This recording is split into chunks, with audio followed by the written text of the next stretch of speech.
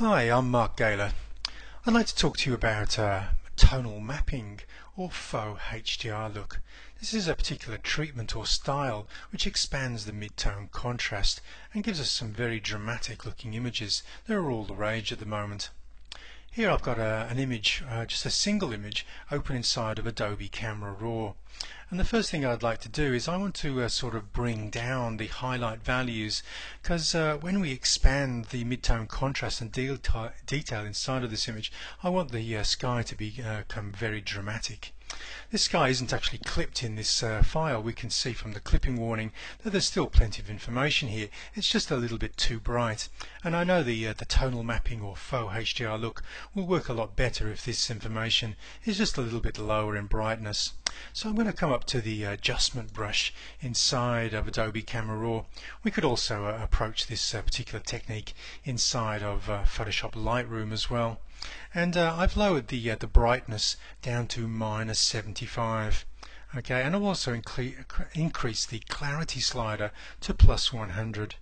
Now I've got the show mask option switched on, and I'm also going to switch the auto mask option on as well, so I don't clip or burn in the tops of these buildings here.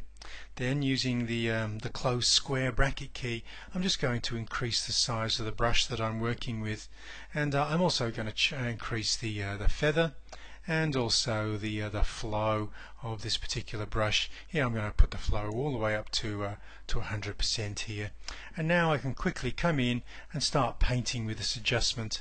The mask color is going to show me where I've been painting with this adjustment, and just coming over the top of the sky. The painting always takes a little bit longer if we've got the auto mask option switched on, so just be a little bit patient as we paint in this tone into the sky here. Okay, now we've got a couple of areas that haven't been picked up because of that auto mask, so I'm just going to decrease the size of the brush using the open square bracket, and that'll allow me to get into these little fiddly areas around the top of this building here, and just scraping along the top there, and also this little bit on the left hand side. Now I can switch off that show mask color, and we can see that we've brought the sky in really quite beautifully there. If we need to fine tune that brightness, we can just click on the brightness slider and make it darker or lighter, and I think about 74, 75 is about right for this particular image.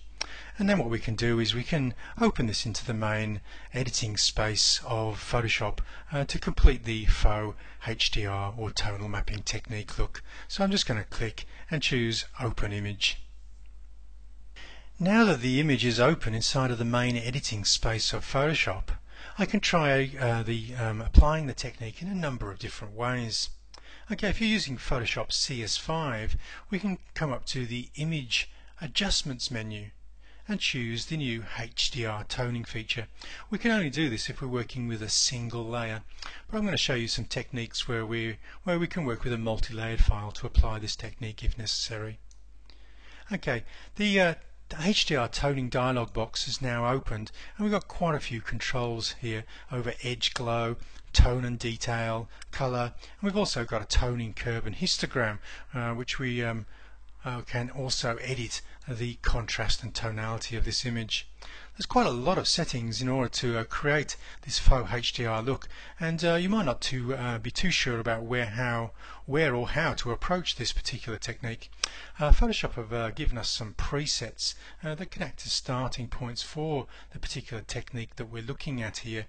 We can come down from the default menu and choose some of the surrealistic. These are the ones with the expanded mid-tone contrast that we might be looking for. So I'm going to select the surrealistic high contrast look. Okay, that's giving us quite a lot of drama, but unfortunately it's giving us a couple of things that I'm not too happy about. We're actually clipping the highlight information, and we're getting some quite nasty halos moving in over around the top of this building here. Okay, now for this faux HDR look, we actually would like to hang on to the detail. Part of the original effect of high dynamic range merging is to retain highlight and shadow information in a single file. using multiple exposures. So we actually do want to retain this. So let's look at perhaps a lower contrast one. And we do actually have this lower contrast alternative. Okay, but that leaves a little to be desired. So let's try perhaps the surrealistic and go for a sort of a middle of the road type approach here. Okay, and even that has caused some massive artifacting inside of this image. Now we can use this as a starting point and start moving a lot of these sliders around, but if you're new to this sort of toning technique and this dialog box, then it might be actually useful if we've got a more useful preset in this menu. Unfortunately there isn't, so I actually have created one. It's called the Gala Hdr Toning preset, and if we apply this preset, you'll see it gives us a much better starting point for this technique. Okay, now if you're wanting to use this preset rather than one of the versions that ships with Photoshop, then we can actually just download this from markgala.com, and you can actually just then click on the load preset option here, and this will load it directly into your version of Photoshop to use. If you want this available every time you restart Photoshop, then we can just put it in the presets folder inside of Photoshop, and that will be there every time you restart Photoshop.